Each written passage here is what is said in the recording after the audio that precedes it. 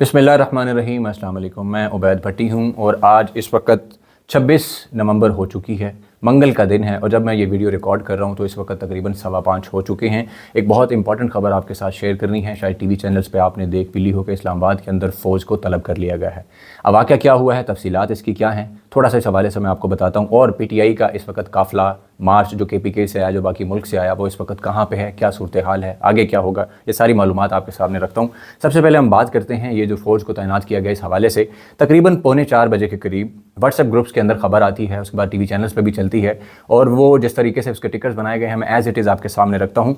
Breaking, Srinagar highway पर शरपसंदों ने गाड़ी रेंजर्स एहलकारों पर चढ़ा दी, जिससे 4 रेंजर्स एहलकार शहीद हो गए जबकि 5 रेंजर्स और पुलिस के जवान शदीद ज़ख्मी हैं।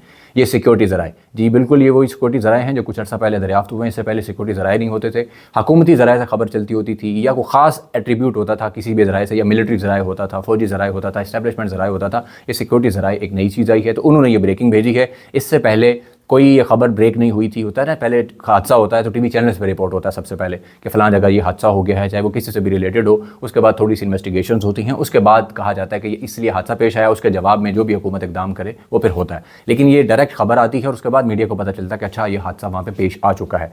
अच्छा, दूसरा टिकर है जी, PTI शरपसंदों के कानून नाफिज करने वाले इदारों पर हमलों में अब तक रेंजर्स के 4 जवान शहीद, पुलिस के 2 जवान शहीद हो चुके हैं। सिक्योरिटी ज़राए, अब तक 100 से ज़ायद पुलिस एहलकार ज़ख्मी हो चुके हैं, जिनमें मुतअद्दिद शदीद ज़ख्मी हैं। सिक्योरिटी ज़राए, आर्टिकल 245 के तहत पाक फौज को बुला लिया गया है। सिक्योरिटी ज़राए, इंतशार और शरपसंदों को आनी हाथों से निमटने के लिए अहकाम दे दिए गए हैं। सिक्योरिटी ज़राए, इंतशारियों और शरपसंदों को मौका पर गोली मारने के वाज़ेह अहकाम दे दिए गए हैं। सिक्योरिटी ज़राए, इंतशार पसंद और दहशतगर्द अनासर को किसी भी किस्म की दहशतगर्दाना कार्रवाई से निमटने के लिए तमाम इकदाम बरोकार लाए जा रहे हैं। सिक्योरिटी ज़राए। अच्छा, ये प्रेस रिलीज़ एक तरह से ये टिकर्स बन के आए हैं आप 3:45 बजे के करीब। अच्छा, उसके बाद ज़ाहिर है थोड़ा सा लोगों के अंदर होता है पैनिक। वैसे तो वहाँ पे इंटरनेट नहीं चल रहा, बाहर आप कहीं भी जाते हैं, और ट्विटर तो खैर बिल्कुल भी नहीं चल रहा। तो वहाँ जो काफ़िले में लोग PTI के आ रहे हैं उनको पता है या नहीं पता, मेरा नहीं ख्याल कि अभी तक किसी को पता होगा। ज़ाहिर है सोशल मीडिया वही यूज़ कर रहे हैं जो घरों में बैठे हैं, जिनके पास इंटरनेट लैंडलाइन की सहूलत है। अच्छा, 26 नंबर के मुकाम पर जो गुज़श्ता मैंने वीडियोज़ पर अपलोड की हैं उसमें आपने देखा होगा कि वहाँ पर PTI के 3 काफ़िले ट्रैप हुए थे, क्योंकि वहाँ पर रेंजर्स एहलकार जो हैं वो शदीद शेलिंग कर रहे थे, पुलिस शदीद शेलिंग कर रही थी और उसके बाद वहाँ पर फायरिंग होती है और मुबैना तौर पर 20 के करीब मुजाहिरीन जो है वो ज़ख्मी होते हैं और 2 या 3 का बताया जा रहा है कि वो उनकी जो है मुबैना तौर पर जाम बाग हो गए। अच्छा, उससे पहले PTI का काफ़िला जिस तरीके से आ रहा था, खैबर पख्तूनख्वा से या बाकी पंजाब से या बलूचिस्तान वाले लोग थे, दावा किया जा रहा था कि कोई नहीं पहुंच सकेगा, कहीं भी इस्लामाबाद नहीं दाखिल हो सकते, रेड लाइन क्रॉस की तो ये हो जाएगा। अटक वाले DPO ने दावा किया कि जनाब ये रेड लाइन हम क्रॉस नहीं करने देंगे, 20,000 की नफरी लगा रहे हैं, चाहे 1 लाख का लश्कर आ जाए हम इनको गुजरने नहीं देंगे। लेकिन अवाम अटक का पुल क्रॉस कर रही, यानी वो रेड लाइन तो ख़त्म हो गई ना उनकी। अच्छा, उसके बाद आगे चलते आए, आगे कटी पहाड़ी का इलाका आता है, बहुत इंपॉर्टेंट जगह है क्योंकि एक वैली है, दाएं और बाएं ऊंची ऊंची पहाड़ियां हैं, उनके ऊपर सिक्योरिटी एहलकार तैनात थे और कहा जाता है कि 10-15 हज़ार पुलिस एहलकार वहाँ पे तैनात थे। वहाँ शदीद शेलिंग होती रही, शायद मेरा ख्याल है आधे दिन से ज़्यादा वहाँ पे मुकाबला होता रहा। उसके बाद PTI का वहाँ से काफ़िला जो है वो आगे निकला और अटक पुलिस के एक एहलकार के मुताबिक उसने कहा कि कम से कम 1 लाख से ज़्यादा अफराद हैं, इतनी बड़ी तादाद है ये काफ़िला जो जा रहा है। अच्छा, उसके बाद ये लोग जैसे ही पहुंचे इस्लामाबाद आ जाते हैं, फाइनली मतलब रात के करीब इस्लामाबाद पहुंच जाते हैं। आके वहाँ काफ़िले रुक गए, कहा गया कि जनाब यहाँ से आगे नहीं जाएंगे। हुकूमत के जितने भी वो डिजिटल नाई हैं या उनके मुलाजिम सहाफ़ी हैं या जो उनकी तरफ रुझान रखते हैं, वो तो धमकियाँ दे रहे थे, बता रहे थे कि जनाब ये नहीं हो पाएगा, अब यहाँ से गुजर नहीं पाएंगे, अब यहाँ से ये नहीं हो पाएगा। लेकिन अवाम तो आगे से आगे आ रही थी, जिस वजह से मोहसिन नकवी जो वज़ीर दाखिला हैं इस वक्त, वो बड़े फ्रस्ट्रेटेड थे, बार बार प्रेस कॉन्फ्रेंसेस कर रहे थे आके।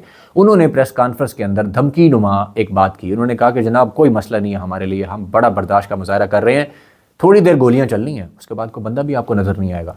अच्छा, उस वक्त तक ऐसी कोई खबर नहीं आई थी, उस वक्त तक मुजाहिरीन के मारे जाने की खबरें आ रही थी, या एक पुलिस एहलकार का आया था कि अटक के अंदर जो तैनात था, मुबशर नाम का गालिबन एहलकार था बहावल नगर का, कि जनाब वो जी शरपसंद यानी PTI के जो मुजाहिरीन हैं उनकी वजह से जनाब वो शहीद हो गया है। मतलब उन्होंने कहा कि शहीद हो गया, उसका जनाजा अदा किया गया जिस तरह एहतमाम के साथ होता है और जिस तरह मोहसिन नकवी का एक पैटर्न चल रहा है कि अगर पुलिस एहलकार किसी भी वजह से, चाहे वो खुद भी उसको कुछ हो जाता है या जैसे इस्लामाबाद में लास्ट टाइम हुआ था कि वो दमे का मरीज़ था और वो शेलिंग की वजह से जनाब वो हार्ट अटैक हुआ, फौत हो गया। पहले उसके बच्चों ने भी यही बयान दे दिया, 3-4-5 दिन बाद उसके बच्चों ने कहा कि नहीं PTI के शरपसंदों ने मारा है, तो हम इंसाफ का मुतालबा करते हैं आर्मी चीफ से, चीफ जस्टिस से, फलाने से फलाने से फलाने से।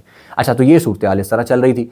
अब मोहसिन नकवी को ज़ाहिर है सुबकी तो थी, नून लीग के लोगों ने शदीद तरीन तनकीद शुरू कर दी थी और वो ये कह रहे थे, इवन साफ़ी उनके माशाल्लाह जो जियो के हैं वो कहते हैं इससे तो बेहतर राना सनाउल्लाह था, राना सनाउल्लाह होता तो इनको रोक लेता। ये मोहसिन नकवी पता नहीं कहाँ से आ गया है, ये पर्ची है किसी की, इससे तो काम ही नहीं होता, सारा मलबा गवर्नमेंट पे आ रहा है, ये तो जनाब इस तरह कर रहा है, ये तो उस तरह कर रहा है, इसने ढील दी हुई है। यानी वो भी ये चाह रहे थे कि गोलियां मारी जाएं। जिस तरह ख्वाजा आसिफ ने कहा कि जी बुशरा बीबी बहुत सख्त जो है मौक़िफ़ अपनाते जा रही हैं, तो इनसे आनी हाथों से निमटा जाएगा या निमटना पड़ेगा।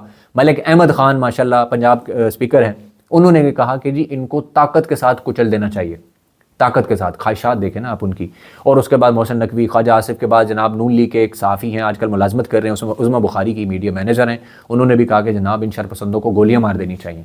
ये तो उनकी अंदर की ख्वाहिशात थी जो उमड़ के बाहर आ रही थी, जो नाज़ीज़म उनके ज़हन में था, जो हिटलर वाली उनकी सोच थी वो बाहर आ रही थी, क्योंकि उनको पता है सबको कि एक दफ़ा ये फार्म 47 वाली जो हमें नौकरी मिली है ये ख़त्म हो गई, तो उसके बाद बहुत मुश्किल है, क्योंकि आवाम तो फैसला कर चुकी है। 8 फरवरी को भी सब बता दिया था उन्होंने, पिछले 2-2.5 साल से बता दिया। इतनी मुश्किल से जिनको सीटें मिली हैं तो वो इस तरह आसानी से तो जाने नहीं देंगे ना। तो इस वजह से उनके अंदर का जो फाशिस्ट था वो उछल चल के बाहर आ रहा था। लोगों ने शदीद उन पर तनकीद की कि आप ये कर क्या रहे हैं, ये क्या कह रहे हैं, किस तरह की धमकियां दे रहे हैं।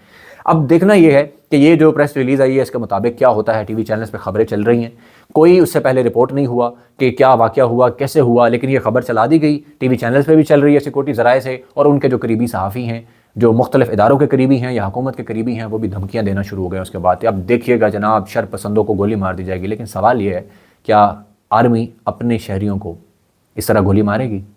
क्या सबको शरपसंद बना के गोली मार देगी?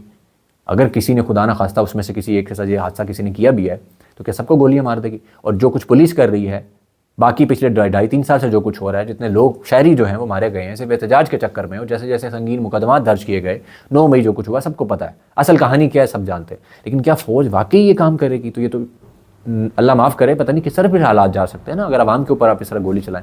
दुनिया के किसी मुहज़्ज़ब मुल्क में ये नहीं होता, लेकिन ये जिनकी ख्वाहिश थी, आप देखें उसके बाद ये हो गया। अच्छा, इस हवाले से एक जुड़ी हुई अहम तरीन खबर है, मैं आपके साथ शेयर करता हूँ। दिन न्यूज़ के सहाफ़ी हैं मुमताज़ भट्टी, ISPR कवर करते हैं, ब्यूरो चीफ हैं। उन्होंने कहा है कि जी हाशिम वल्द आसिम अब्बासी की लैंड क्रूज़र से हादसा हुआ। ड्राइवर का कहना है कि जवान देख नहीं सका, मारगला थाने उसको मुंतकिल कर दिया गया है। और पुलिस को जो उसने बयान दिया है उसके मुताबिक उसने कहा कि F10 का रहायशी हूँ, इस्लामाबाद आ रहा था एबटाबाद से। अच्छा, इसमें ना हमने भी एक चीज़ नोट किया है एहतजाज के दौरान, आम शहरी भी कोशिश करते हैं कि स्पीड से गाड़ी चला के वहाँ से निकल जाए, क्योंकि मुजाहिरीन से भी डर लगता है उनको कि पत्थर मारेंगे, नुकसान हो सकता है, माली तौर पे गाड़ी का नुकसान हो सकता है या जान का नुकसान का भी डर होता है। सिक्योरिटी एहलकार भी यही करते हैं, स्पीड गाड़ियाँ लेके जाते हैं। तो कई दफ़ा ऐसा हुआ है कि मुजाहिरीन में से लोग उसके नीचे आ जाते हैं। इसी तरह मतलब बहुत सारे इस तरह के वाक़यात होते हैं ना, तो एक साइकी होती है लोगों की। अब वो कहता है मुझे नज़र नहीं आया, और जिस तरह लाइट्स ऑफ की हुई हैं सारे एरिया की, अब किस मकसद के तहत की गई थी? 26 नंबर पे भी लाइट्स बंद थी, आप मेरी पिछली वीडियो में भी देख सकते हैं जिस तरह वहाँ शेलिंग हो रही थी, वहाँ पे जो सूरत हाल थी, कई घंटे तक वहाँ पे काफ़िले रुके हुए थे और वहाँ पे उनको रोकने की कोशिश की गई थी, लेकिन उस वक्त तक कोई ऐसा वाक़या नहीं हो रहा था। लेकिन जो हुकूमत चला रही है, मोहसिन नकवी जिस तरह कह रहे हैं कि जनाब इतने ज़ख्मी हो गए, इतना ये हो गया, अब ज़ाहिर है आपने पुलिस को जिस तरह आवाम के सामने किया होगा, जिस तरह के ऑर्डर्स हैं सख्त तरीन के, मारो इनको, पीटो, जो मर्जी करो, सख्त तरीन दफ़ात के तहत, दहशत गर्दी की दफ़ात के तहत लोगों को, जिनको आम मुजाहिरीन को, नौजवानों को पकड़ा, उनके ऊपर मुकदमा दर्ज किए जा रहे। और अब उनको सुबकी हो रही थी कि जनाब यहाँ पे लोग पहुँच गए हैं। नून लीग वालों ने तो तनकीद करके आसमान सर पे उठा लिया मोहसिन नकवी के, मोहसिन नकवी जनाब हमें मुसल्लत किया हुआ हमारे सर के ऊपर। हालांकि कल कलां तक कहते थे कि ये हमारा सेनेटर है और हमारा वज़ीर दाखिला है, लेकिन आज उसको सारे शुरू हो गए कि जनाब इसकी जगह तो राना सनाउल्लाह बेहतर था। इनके सारे सहाफ़ी कहना शुरू हो गए। अच्छा, PTI का जो काफ़िला है उसके हवाले से खबरें आ रही हैं कि वो इस वक्त G11 या G10 के करीब पहुँच चुका है। इंटरनेट नहीं है जिस वजह से खबरें लेट आती हैं, और बुशरा बेगम ने बड़ा अहम पैगाम जारी किया है कि बुशरा बेगम ने कहा है कि आप सब ने पुरअमन रहना है, ये आपके अपने लोग हैं और पुरअमन एहतजाज कर रहे हैं। मैं जानती हूँ आप सब थके हुए हैं, मगर आज आराम के लिए बैठ गए तो आने वाली नस्लें कभी आराम नहीं कर पाएंगी। मैं आगे आपको लीड करूँगी और हम अभी D चौक पहुँचेंगे चाहे जो भी हो जाए। अच्छा हाँ, साथ ही खबर यही है कि काफ़िला तकरीबन G11 के पास पहुँच गया है। अब तकरीबन घंटा डेढ़ मैक्सिमम 2 लगेंगे कि सारे लोग जो हैं वो D चौक पहुँच जाएंगे। और रात के अंधेरे में ये जो कुछ हुआ है ये बहुत एक अजीब सी चीज़ लग रही है। बहुत सारे लोग इसकी ख्वाहिश बड़े अरसे से कर रहे थे अपने आप की बका के लिए, अपने इस निज़ाम की बका के लिए, और मतलब ज़ाहिर है उनका ये सारा इक़्तिदार और हर चीज़ जो है ये ताकत, जबर और ज़ोर के सर पे चल रहा है। तो खुदा न खास्ता अगर ऐसा कुछ होता है तो उसका फ़ायदा किसको होगा? ये बहुत अहम तरीन सवाल है। तो आने वाले वक्त में ये चीज़ें जो हैं वो मज़ीद क्लियर हो जाएंगी, और इसके बाद जो चीज़ें होंगी, PTI का काफ़िला कहाँ पहुँचा, क्या सूरत हाल है, लाखों की तादाद में अफराद बताए जा रहे हैं। अटक पुलिस के एहलकार ने भी ये कन्फर्म किया है कि लाख से ज़्यादा का काफ़िला है जो खैबर पख्तूनख्वा से आया। तो जो बाकी जगहों से आया, अभी तो लाहौर वालों को निकलने नहीं दिया गया, पंजाब के बहुत सारे इलाकों को नहीं निकलने दिया गया, जितना पुलिस ने सख्त उन पर तशद्दुद किया और जिस तरह से रुकावटें लगाई गई थी। तो ये अब तक की सूरत हाल थी, और ये तशवीशनाक खबर है। इस वक्त सहाफ़ती हलकों में भी तशवीश है कि यार ये किस तरह के मतलब आ गई ये चीज़ के देखते गोली मारने का, अब पता नहीं सामने कौन है। देखते ही गोली मारने का हुक्म है तो फिर तो कोई भी सामने है तो वो तो फिर अल्लाह ना करे कि ऐसा कुछ हो। तो ये दुनिया भर में तो ऐसा नहीं होता, अफवाज ऐसे नहीं करती हैं। पुलिस तो फिर भी सियासी हल्का जो होते हैं माशाल्लाह, हमारे सियासतदान उनकी उंगलियों पे नाचती है, नौकरियां उनको जिस तरह मिली होती हैं वो उनके अहकामात पे चलते हैं, जैसे पंजाब पुलिस चल रही है। लेकिन अगर फ़ौज जिस तरह आवाम के सामने आती है तो ये बहुत ही तशवीशनाक चीज़ होगी, बड़ी तकलीफ दह चीज़ होगी, क्योंकि आज तक बहुत लोगों की कोशिश रही है लेकिन अभी तक ऐसा नहीं हुआ था। अब आगे क्या सूरत हाल होती है, क्या मामलात बनते हैं, PTI का काफ़िला कहाँ पहुँचता है और उसकी क्या अपडेट्स होंगी, मज़ीद जो चीज़ें इंशाल्लाह नेक्स्ट व्लॉग में आपके सामने रखने की कोशिश करूँगा। अब तक के लिए इतना ही, अपना बहुत सारा ख्याल रखें। अल्लाह हाफ़िज़।